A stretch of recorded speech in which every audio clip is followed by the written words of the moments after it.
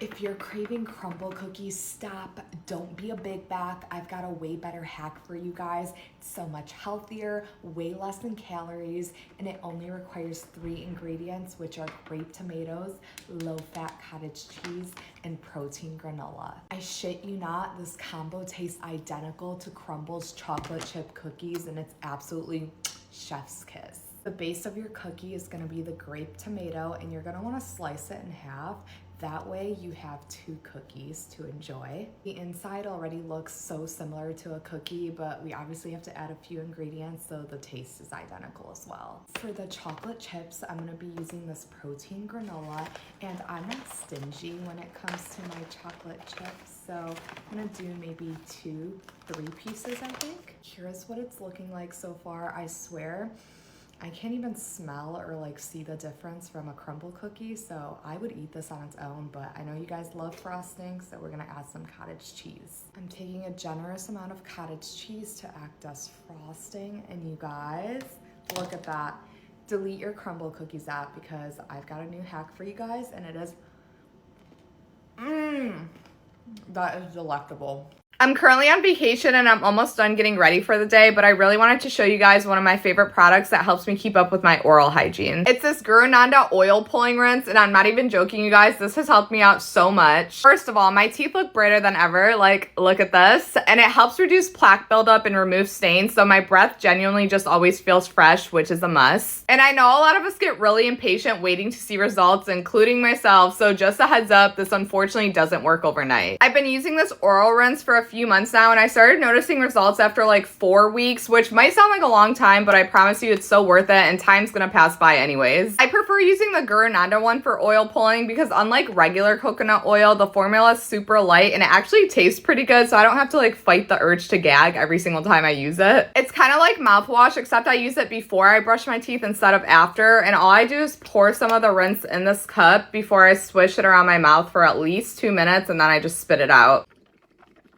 And that's it. Also, if you don't want to bring that bottle with you everywhere, they also have these individual packets, which are perfect for traveling. I've been really loving this, so if you're thinking about trying oil pulling, this is definitely a great one to start with. Here are all the dresses I didn't pick for my boy best friend's wedding this summer. This first one I was genuinely obsessed with. The only issue I had is it was a maxi dress and I was going for a shorter look, especially because it's gonna be hot. This next one was just not it. It was covering up way too much. I didn't love how high the neck was and the bottom was a bit too poofy. I thought this one was super cute even though it was almost impossible to get on. The only thing I didn't like is that it's not tight, so it could have been a lot more flattering. This was an immediate no. It actually looked white from far away, but when I got closer to it, I realized it was a creamy color, which I was not looking for at all. I want to be the hottest girl at the wedding, and this dress was obviously not giving that type of energy. Maybe I would wear it to a picnic date or something, but definitely not for this event. I actually had zero intentions of buying this dress because it wasn't white. It was more of a creamy color like the other one, but it was still super fun to try on because I felt like a princess, and I actually really loved the top part of it, but obviously I'm not buying a dress that's not white. I'm happy to announce that I did say yes to the dress today. I'm gonna keep it a secret for now, but I literally can't wait to wear it. Get dressed with me for my first day of work at my new job. We're starting off with this mini skirt that I wore for a Halloween costume. I love the pattern. I feel like it's giving corporate girly, so it's perfect. Tell me this isn't the most adorable skirt you've ever seen. And I know a lot of girls wear tights to the office to make it more work appropriate, but I feel like this is giving like office siren energy, so I think it's totally fine. This shirt, are you joking? I feel like the collar screams, I work at a 9 to 5.